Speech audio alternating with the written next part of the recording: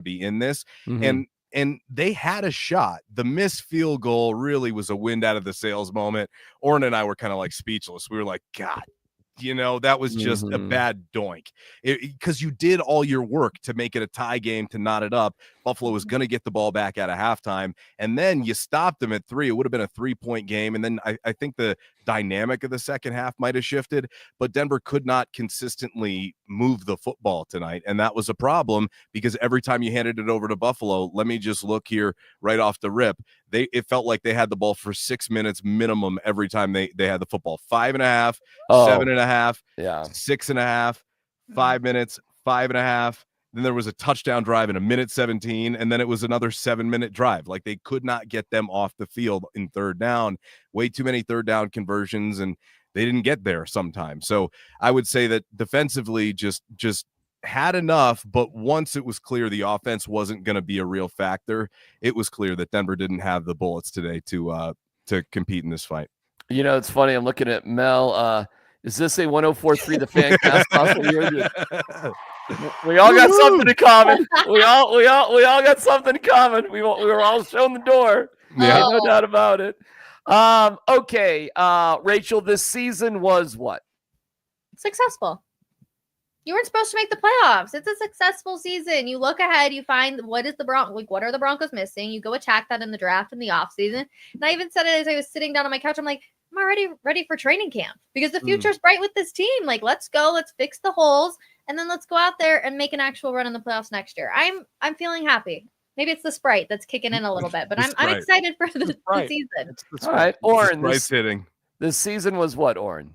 This season was a long time coming. Bronco Nation has waited for a long time to have a quarterback that was their own, that homegrown, a guy that you believed in, that really could carry on the next generation, the next era of Bronco football. And it was a long time coming, and they got it.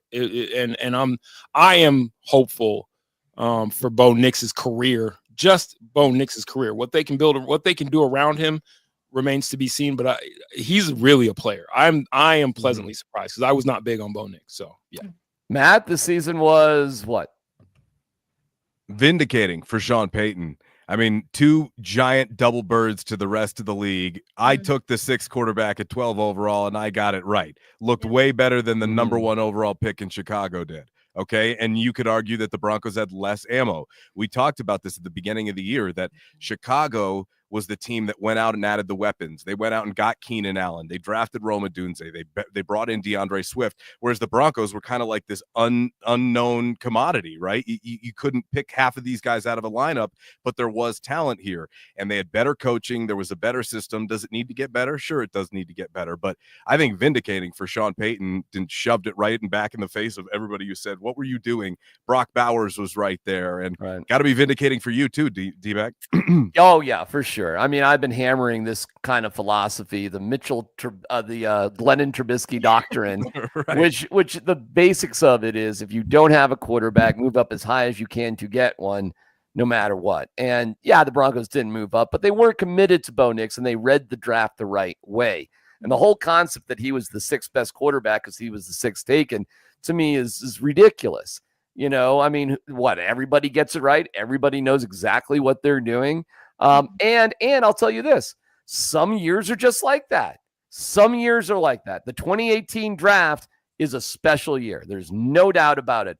Darnold's a playoff quarterback. Mayfield's a playoff quarterback. And it's a coin flip between MVPs with Lamar Jackson and Josh Allen, who will both be Hall of Famers. They will literally be Hall of Famers. So, listen, our guy Chad Brown joining us. Yes, I love it. What's up, fellas and lady? How this are is we? awesome. The whole crew. CB in the house. All right, Chad, we've been spewing our thoughts. Give us your takeaways here. The issues of the last month, the inability to get off the field on defense, inability to win on third down, offense not having enough balance. They cropped up again today. There was no doubt about that. Sean Payton, was aggressive early with the play call in the first drive and with the punt fake, but there's only so much you can do as a play caller when your team is outmatched. I say all of that to give some truth and reality to the situation, but at the same time, I don't think has there been a playoff team that's had that much dead cap space taken up by guys who are no longer on the team. Hard to imagine. Right. Hard to imagine. The best for this football team is ahead of them. We talked about that last week after they got the win against the Chiefs, and this difficult matchup they had today against the Bills, that they were most likely not going to get it done. But to take some solace in that, this football team is going to be nothing but better in the future. And this experience for Bo Nix, this experience for those young wide receivers, the experience for a lot of those young guys on defense is going to be tremendous. And they're not going to have to knock on the door next year. They've already taken care of that this year. Okay, Chad. This season was what? I'm going around the room. What was this season? And then we can get into some particulars of the game, because I do have some questions for everybody about how the Broncos went about things. But this season was what? I got to go full Denny Green here. They are who I thought they would be, a borderline wild card team. They get in with the wild card, but they were not good enough to make a deep run, which we knew they weren't. Bo Nix is a rookie. Rookie quarterbacks don't win in the playoffs, particularly on the road. All this uphill climb they would have to get to be a deep run playoff team, that just wasn't going to be in the cards for this year. But this was a successful season. And at the very least, as I just said, when you have a chance to knock on the door in a year where you really didn't have a chance to go on a deep run, you made the most of the opportunity during the regular season. You're taking care of that playoff knocking on the door now. The future is incredibly bright. All right, let's hear from Sean Payton a little. I know this is low rent how I do this, but we love low rent. Yeah, it fits us, that's for sure. Here we go. A little bit of Sean Payton here. To Buffalo, the things we felt we needed to do on the road to win, we didn't do nearly well enough. Time of possession was heavily tilted in their favor. We struggled consistently, whether it was third downs or running the football. And then, we never really had an answer to stop their running game. So when you play in a game like that, you're not rushing the passer nearly as much as you've been accustomed to, and so now it's run, play action. I thought we struggled on first down defense. Offensively, I thought we struggled on third down. Kicking game, I thought we lost that field position battle. So, look, it starts with me, and it's always a tough pill to swallow, especially when it's a postseason game. I'm proud of the fight, and there's a lot of disappointed guys in that locker room. At halftime, I was comfortable with where things were. You're on the road, and we played pretty good red zone defense, forced field goals. But the second half, we just didn't play well enough. Any questions? Sean, just the fourth down touchdown, passing touchdown. Do you think that was a completion, or what is your take? I saw what you saw. I mean, it went to New York, and so I saw the same feed on the big screen, so it's hard to tell.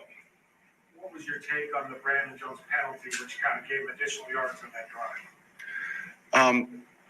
Look, I'll look back on it all and evaluate the game. We talked about you have to have poise in these moments. It's a short game, it's one game. And so, we weren't good enough in all three phases, and we didn't coach well enough. And I say that, we felt pretty confident coming into this game relative to what we thought we could do, and yet we weren't able to do it. Why were they so effective running the ball? Look, we'll take a look at the film, but obviously, whether it was the fits inside or the support, that's a broad-based question because they ran a lot of different runs, and so I'm sure there's a lot of different reasons. Coach, how do you feel Bo Nix performed in his first playoff game and really embraced the moment? Yeah, look, he hung in there. He battled. There's some third downs. I'm sure he'll want back. Some plays he'll want back. pretty tough to play that position when the opponent's rushing the ball the way they are, and you're not having the consistency. We felt like, man, this happens a lot where you have a real good run game plan and you don't get to near hardly any of it. Even that last series, when it's still a 2-score game, there's been a lot of times from my experience where, hey, you got to stick to the run, and we run it. Here we are, 3rd and 7, and we didn't execute well enough, and it's frustrating. Sean, that fake punt pass to Mims really opens them up. Did you wish you might have gone for it after that next sequence when they could punt it from the 39 and push it back? Yeah, the down and distance on the next sequence, though, analytically was not in favor of doing it. What that play did is basically put them on the half-yard line. And so there we go. And now we've got to be able to it flips the field. And but unfortunately we couldn't hold them down there. Is the game, their run game back to their run game? Yeah. Did you think the tone of that game was going to be like that? Oh, I felt like, look, one of the strengths of their team, it starts internally with the QB, with their runner, and those are some of their best players. And so, look, if you're playing us and you're trying to stay out of those 3rd downs where they did a very effective job at that. And now, did I think they would run the ball that effectively? No.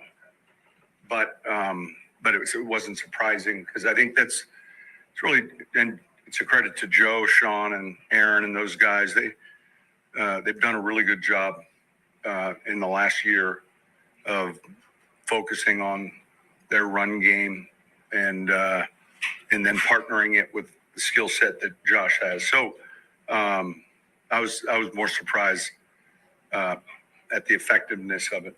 Does the game like this, Coach, show kind of some of the ground you still need to cover to beat a team like this, or is it just an element of a vacuum today you just didn't play? I think look, I think you're constantly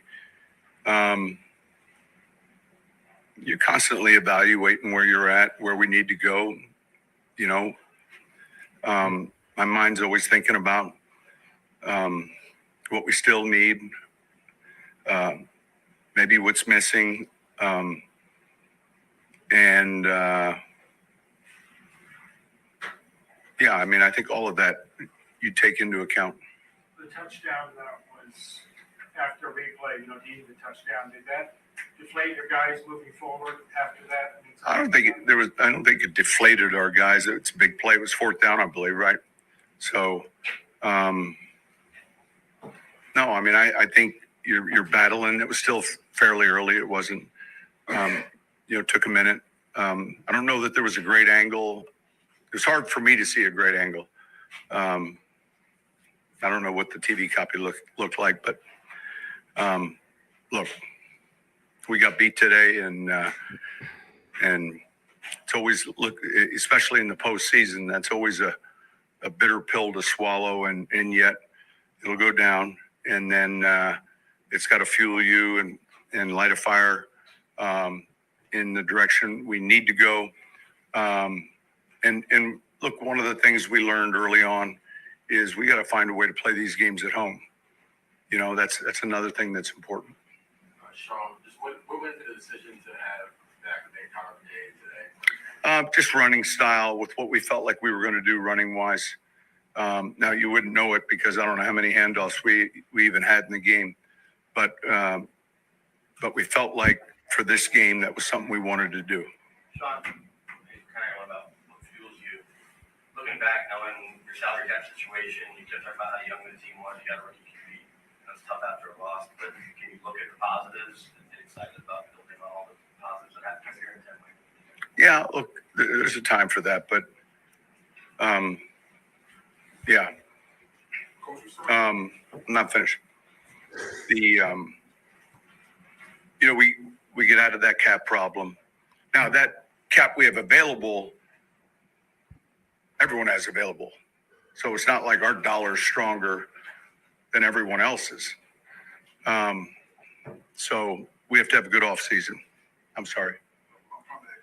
We saw you in the early talk after the game for quite some time. Obviously, I've known him for a long time. Sean cut his teeth under the late Jim Johnson at the Eagles. Jim was a tremendous coach. Steve Spagnuolo, Ron Rivera, those guys all worked. And that was under Andy's staff. And I was at the Giants. So I can't tell you how many games, 4 years, 8 games, playoff games. And then down the road, I end up at some point with the Saints, and I think he's at the Eagles, then Carolina. And so I've known him for a long time. I think he's a tremendous coach. I would consider him a good friend, and he's done a good job with this team. You said that whenever getting chunk yards like that, eating clock like that, does it change your offensive game plan? Well, you're constantly as a play caller on offense, and vice versa. You have to pay attention to what's going on the other side of the ball, and so early in that game, as you're paying attention to it, it's look, you're wanting to be aggressive, but as that game unfolded in the second half, then it begins to impact how you can call a game. So that's hard. Okay. All right. Thank you. All right. Okay. It's always somewhat painful listening to Sean Payton, but I got a problem. I got a problem with what he's doing there. I don't like it. Whoa, talk to us, Warren. What do you got? I just hear this scapegoating of the defensive coordinator, so I started doing some quick math. The Broncos, while this game was within a score all the way up to 13-7, ran 28 plays for 171 yards. Many of those drives, with the exception of the doink, were ineffective at best. And to say, oh, it affected us offensively, how we were going to call the game because we saw how the game was going defensively, it could easily be said that your defense got tired because your offense was inept. I don't like that. And I'll say this to that point. I do not like the trend of Sean Payton showing up people that are on his own, whether it's arguing with players, yelling at a guy on the sideline. I don't like that. Chad? So that's that. Sean Payton's doing a delicate dance there. And we saw he and VJ have a little exchange with 6 minutes to go in the fourth quarter. That's been clipped on social media, so that's going around. So there's a certain part of Sean Payton that, I just don't like. I didn't like him getting after Russell Wilson on the sideline last year. So this upsetness that makes you have to take it out on other people, that's what children do. So there's that. That's an ugly part. I don't like that. But also Sean Payton in that clip there, trying to do the delicate dance of showing the players who just gave their entire heart to this game, showing them respect by not saying they're not good enough, because they're not. And so that's also a factor. Was Sean Payton perfect as a play caller? Hell no. Wasn't perfect all season, wasn't perfect today. But these players, as much as Bronco fans fall in love with their players, these current crop of Bronco players are not good enough. And if you want to make a deep playoff run, you're going to need better players, which all that salary cap space will do this offseason. He talked about we're going to need a good offseason. And he's really talking about not just working together as a team. He's talking about we're going to need more good players. And when you got salary cap space, you can do that. So he squeezed about as much juice as you can out of this orange, this crop of players. But with better players, Sean Payton will be better. This Broncos team will be better. Rachel? Well, and that's just the truth. If you're in a playoff game, you're not doing a fake punt if you think you're 50-50 with the other team on the other side of the ball. Sean Payton knew that his players weren't as good to be able to compete with this Buffalo Bills team. That's why we saw the fake punt the way we did, as early as we did too. So, yeah, I mean, I'm with you. It is such a delicate balance because you did have a bunch of guys that just gave your heart out on the field, and you want to be delicate of that. But Sean Payton has also, said that he has to be better pretty much every single time he's gone up to the podium this year. That's been something constantly he said. But VJ's guys, while I do think that they got tired a little bit, I don't think it was an excellent game plan because they literally could not stop the run at all the entire game. So I just feel like we're playing this fine line of, again, this talented team is just not talented enough to be in the race to win a Super Bowl, but there is still some talent on this team that was able to get him to this spot. So fine line, I'm with Chad on that one. Matt, your reaction to the presser? Yeah, I think Sean was pretty real there. He did seem a little bit more emotional than normal, which I thought was interesting. Shows he does care. I think there was a reality check there, and to a lot of what Chad said. Right, we knew what to expect here in Buffalo. The difference was, in my opinion, in a lot of ways, the defense overachieved this year. They made a huge leap to the point where they were one of the better scoring defenses in the NFL. Nobody would have thought that would have happened at the beginning of the year. It was a largely unnamed group at the beginning of the year. If you lined everybody up, most NFL fans would have only been able to point out Patrick Surtain. So you had a lot of unprovens here, and I think Vance did a great job over the course of the year getting these guys to take a leap from what they were last year. So I think pointing fingers is kind of foolish, because as Oren pointed out, this was 13-7 into the second half. Mm-hmm. And eventually you just couldn't get off the mat. And that 7 you got in the first drive of the game, not your first drive, the first drive. You got the ball to start the game. And as Chad brought up, aggressive shot, it paid off. Franklin got deep and made a play. And so maybe he overachieved, because the rest of the game, he wasn't very good. Like, there was another drop, another really bad play, another one from Sutton. So yes, when the talent rises, you'll get a better performance. And the big part about this year is they found their quarterback. And I think Sean recognizes that, but also sometimes you get beat. Sometimes you have bad days. And today was a bad day for that rushing defense, in my opinion. Yeah, I don't think there was a turning point sort of definitive moment. You got beat by a better team, period. Yeah. Now, that being said, will we have, I'll start with Chad on this. Are we going to have a new defensive coordinator next year?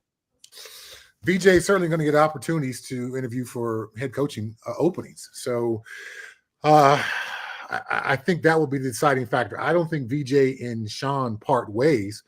Again, Sean Payton's off the Bill Parcells tree. Bill Parcells, he yelled at Bill Belichick. He yelled at all his assistant coaches. He yelled at his players. So for Sean Payton to be that same personality, I don't see that as necessarily, friction behind the scenes where a coach is not trusted.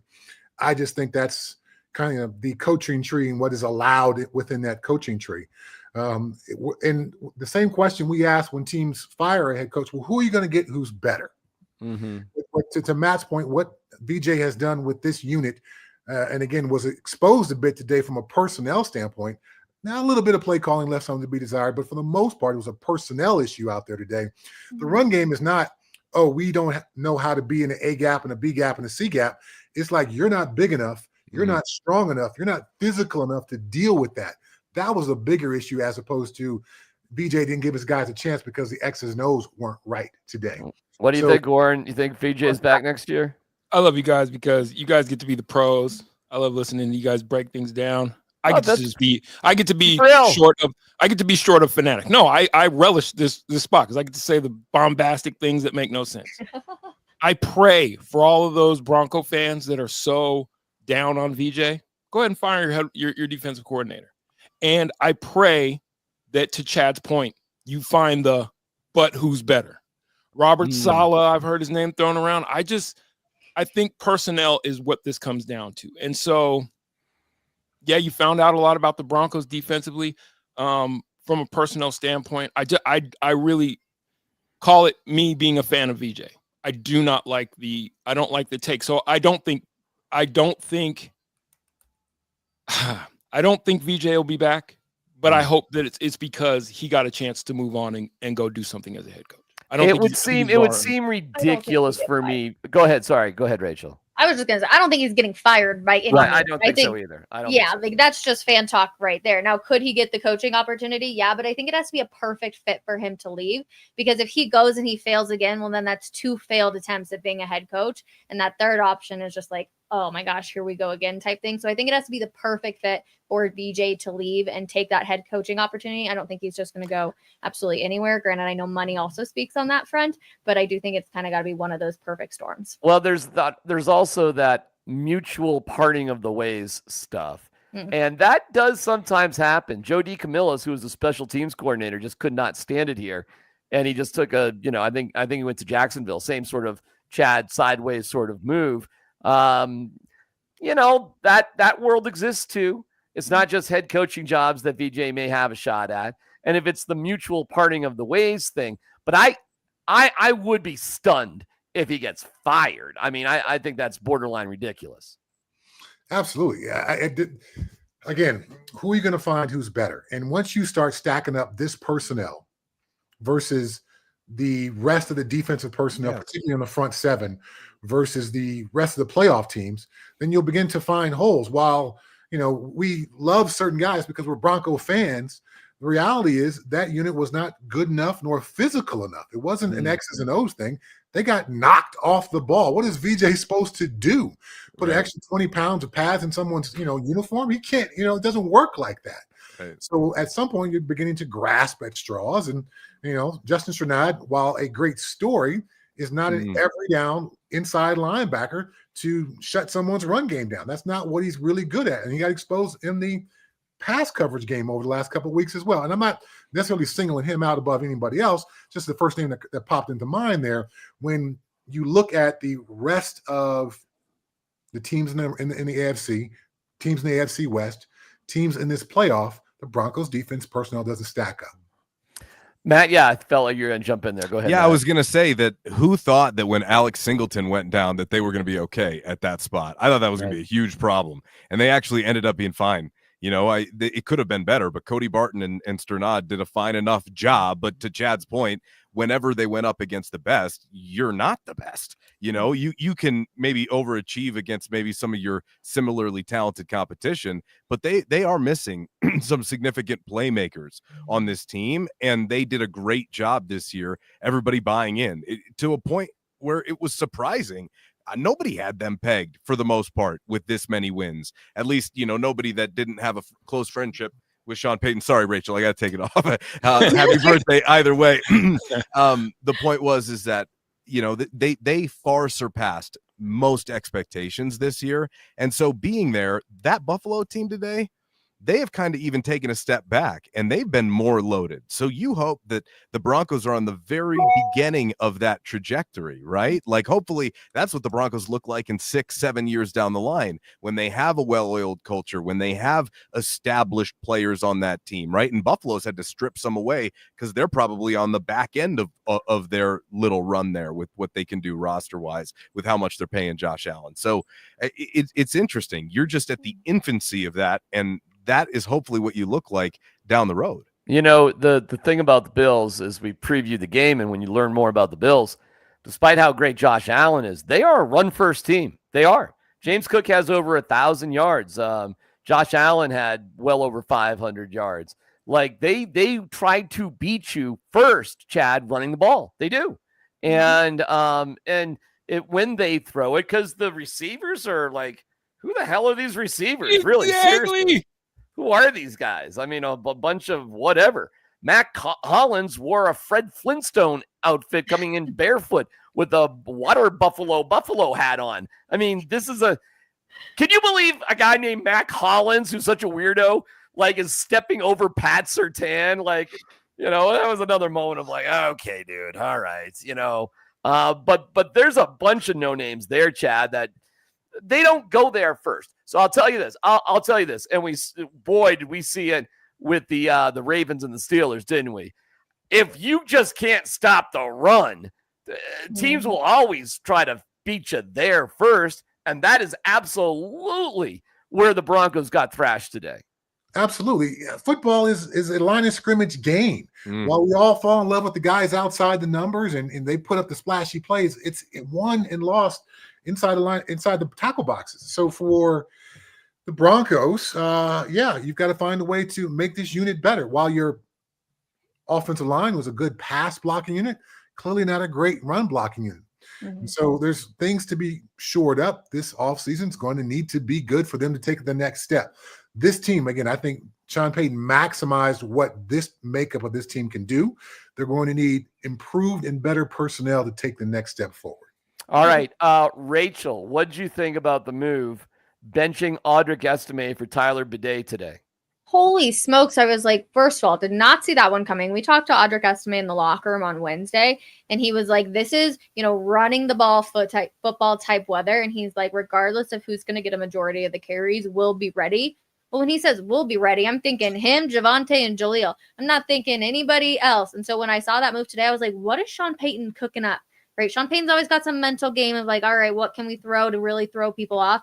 That was one I was not expecting at all today, and I think they missed him a little bit. And Oren, that was pretty funny when Sean Payton goes, well, we thought we were going to do something, but fuck. I mean, we couldn't even run the ball. I mean, you know, the plan was what, Oren? 2 carries for, but thank God we got those 2 carries for 8 yards in.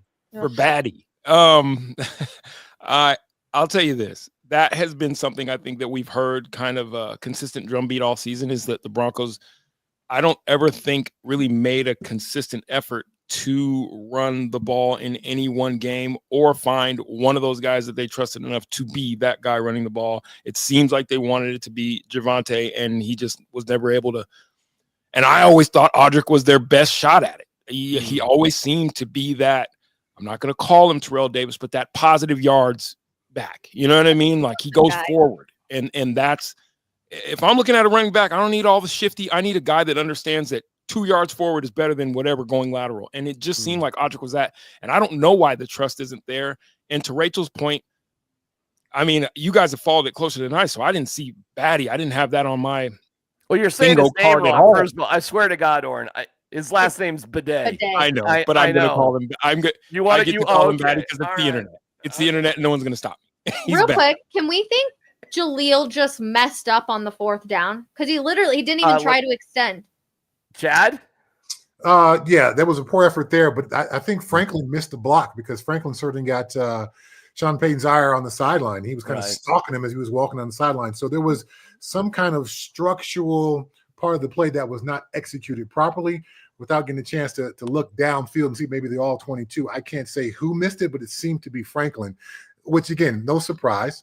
He's a rookie who struggled to, memorize and execute the playbook in a consistent fashion. And so it cropped up again in the most critical situations. This is what happens when you have young guys. Can I ask a question to the panel? Of course. Start wherever you guys want.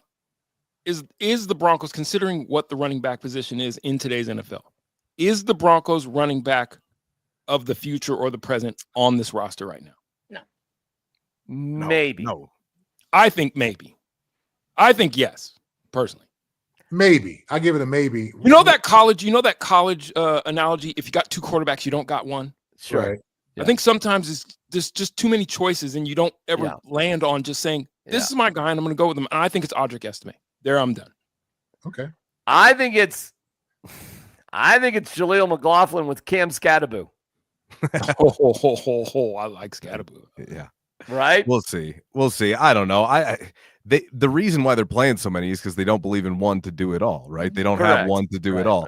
And when I saw that move was made when Estime was inactive, it's clear that Sean has not loved something about his game all year, because at times he's been effective and they haven't really utilized him. And whenever they get into short yardage situations, he has been effective of late, I thought.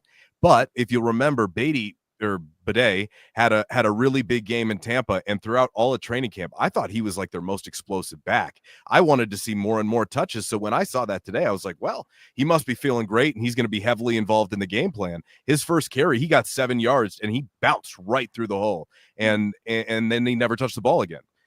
So I don't know what happened there. It was just a total meltdown today. Well, let me give you something, and I'll start here with Chad, and we can go around the room. It's a good question, though, Warren, for sure, about running backs. Dalton Kincaid, 3 catches, 47 yards. Dawson Knox, 2 catches, 38 yards. Pretty good. The Broncos tight ends today. Lucas Kroll and who? We shall salute. They have those? Our guy Cecil Lamb, he called it out. What an offseason Lucas Kroll had. I mean, best he was player incredible. on the team. Best player on the team by a mile. 1 catch for 2 yards. Adam Troutman, 1 catch for 2 yards. We are screaming for Tyler Warren from Penn State, Chad, aren't we? I mean, we are so deficient in that area. Even if you can't get Tyler Warren, I mean, to think you are going to operate in today's NFL without a tight end that's any threat to the defense is ridiculous. I mean, you're literally hamstringing yourself by your lack of proper personnel at that position. It's been an issue now for a couple of years. Hopefully this does not go the same route as the offensive line went, where we got to wait like 8 or 9 years before a decent group can be assembled, because the ability for you to utilize a tight end and then cross between the run game and the pass game and continue to play the chess game with the defense, which Sean Payton is typically so good at, forcing them between nickel and base, linebackers or safeties covering tight ends, taking advantage of those matchups, running the ball if you need to. I saw we just lost DMac there. That's something you have to have in today's NFL if you want to execute a properly run modern offense. So the lack of firepower at that position literally is a detriment week in and week out to this Broncos football team. Tight ends, anybody? I mean, Tyler Warren would be nice. I think you're going to have to move up to get him, and I don't know that they should really do that. I don't know. Maybe. I think so. Maybe, I don't think he's going to be. not. I think he's going to be pretty close to a top 10 pick in this draft. I'd be pretty surprised if he fell much further. Maybe where did Bowers go? 15-ish? 13. No. Right 13? after. Yeah. Great choice. So it may be right in the middle there. I don't think he's going to be as dynamic of a receiving tight end as Bowers is going to be at this level, but the Broncos need a blocker too. So he I think is a better fit in that regard, and he can certainly road grade a little bit. I like that. And to Chad's point, hey, if it's not Tyler Warren, maybe you go take a flyer on Jalen Conyers out of Texas Tech. You know what I mean? Like one of those guys, or you go free agent tight end shopping. There's plenty. But at the same time, you know, Nate Adkins is useful in what they want to try and do. But beyond that, there isn't anybody in that room that's irreplaceable by any stretch. And they're barely playable, quite frankly. Just Rachel, who do you want to see here? Go. Just in my mind, they're going running back and tight end. That's the two positions that they really need. So who are you going to pick at what pick? So it's like, okay, do you need a running back? Is Genty? I don't think Genty will be around at the Broncos right now. I guess they're at 21 right now. I guess they'll stay there. I guess that'll be their spot. I'm looking at a mock right now, NFL mock draft database, and it's Pro Football Network, whatever. This was out yesterday, and they've got Tyler Warren 21 to the Broncos. Genty, they've got going 12 to the Cowboys. Wow. And then you kind of go from there, Rach. Yeah. It's going to be a toss-up. This offseason is going to be so fun. I'm so excited to see what they kind of do and what they're going to, where Sean Payton going to really lock down a thing and say, no, we need to get better here, especially when it comes to free agency and all sorts of stuff. Trust me, I've been saying all season long, you need to figure out a tight end who's going to be a threat because it is a tight end league nowadays, but I'll be very curious to see if they go more of a running back. Okay. I guess we can kind of wrap things up here, guys. You guys are so awesome. We got Oren. Good news, travel fast every night at 7:00. Matt is the banger of bangers when it comes to CU coverage. Oh, should we all give Matt a hard time about Prime leaving for the Raiders? Should we all sort of pile on Matt? Should we all here? Why don't we all sit back for the next 60 seconds and Matt can just tell us why that report is total bullshit?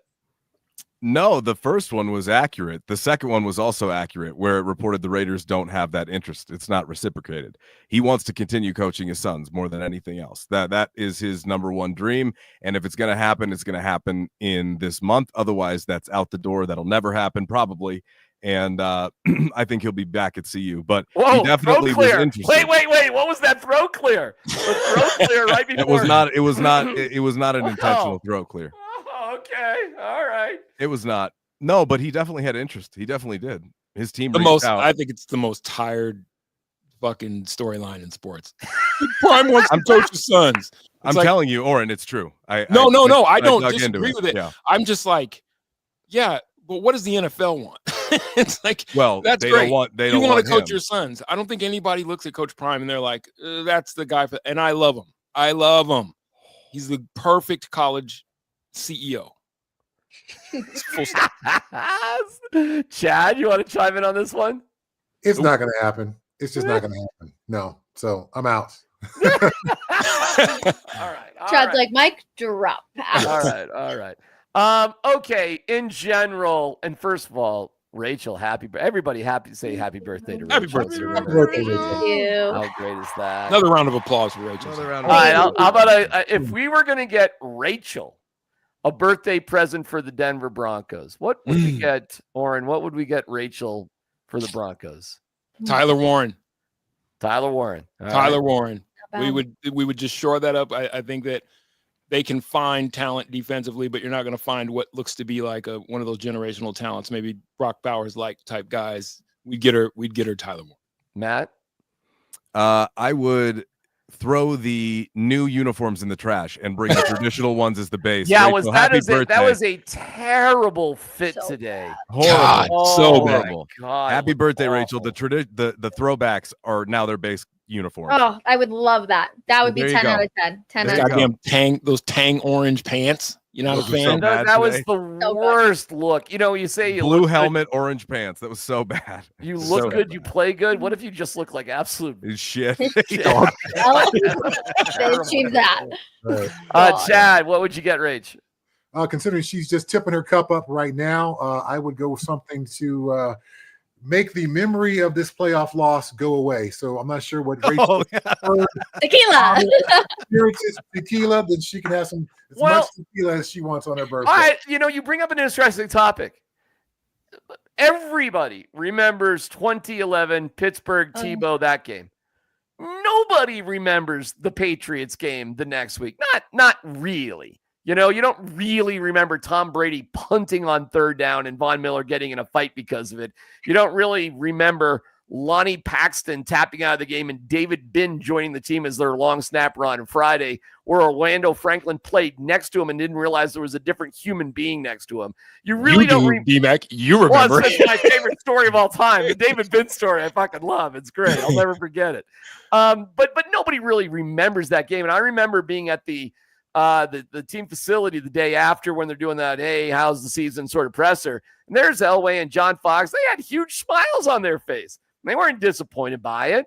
So I think this game will just sort of into the ether. I think people will sort of be like, hey, remember when Bo Nix led them to the playoffs? Yeah, that was amazing.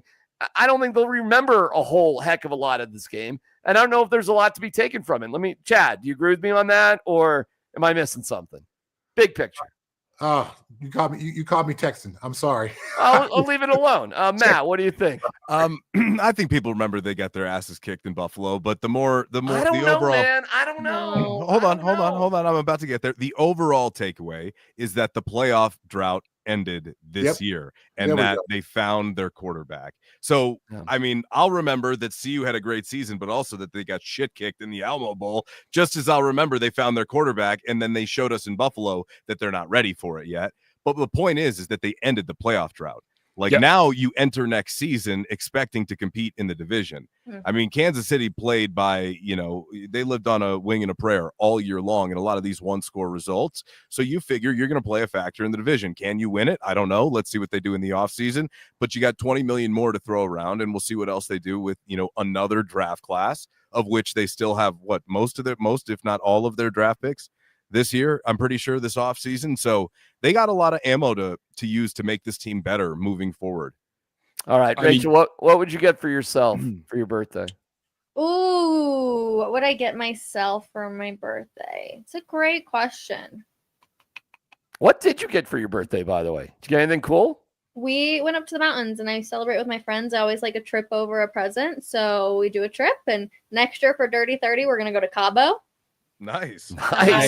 Hey, guess what, guys? We won't be invited to that either, as we were not invited to the thing with Rachel. I'm on today. the East Coast, so I can't feel left out. I'm on the East Coast. That's why you're left out. I Okay, can't. all right. Otherwise, I don't know. But yeah, we did a big trip. We had a blast this weekend hanging out with everybody. I wish the football games had been better all the way around. Yesterday's games weren't too entertaining either, but overall, it was a good weekend. And this one might not be either, by the way. I don't know if you paid attention. Green Bay got rocked on the opening kickoff and fumbled. Philly marched it right in, and then Jordan Love almost threw an interception at their own 20. Green Bay might get run out of the building today.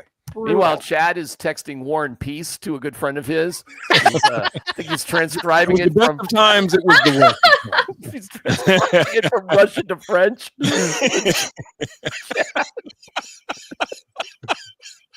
Chad is like with us, not with us. It's time to probably. He's here, baby. Matt's wearing a tiara. Chad's thinking about what the fuck am I even doing here?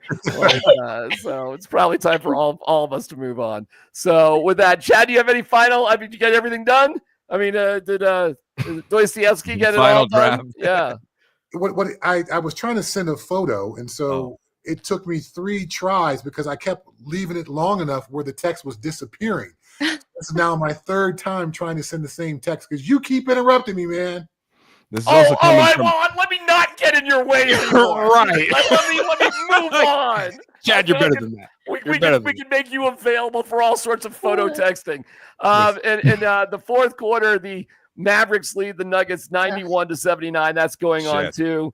So, Oren, hey, if you're up for it, I'll pop back on for a little 5 to go at the end of the. I'm going to get in there right now. To be honest with you. Mac, yeah, Rachel. I'll be in locker room tomorrow. Okay. Clean out day. Tomorrow, cocktail hour. We'll drink tequila. Let's do straight up tequila shots would be great. So we'll do a little Monday version of cocktail hour. The adjective I'd use. We have a lot of hockey. 5 to goes, Matt. We have a lot of hockey this week. And Chad, Chuckle at Payne at 5 o'clock. We'll be back at it to give everybody their thoughts about everything. So we'll knock it off. Love all you guys, okay? Love all the people. Hey, love everybody in the comments. Happy birthday, Rachel. We'll see you. Happy birthday, Rachel. Finish that fucking text, Chad. We'll see.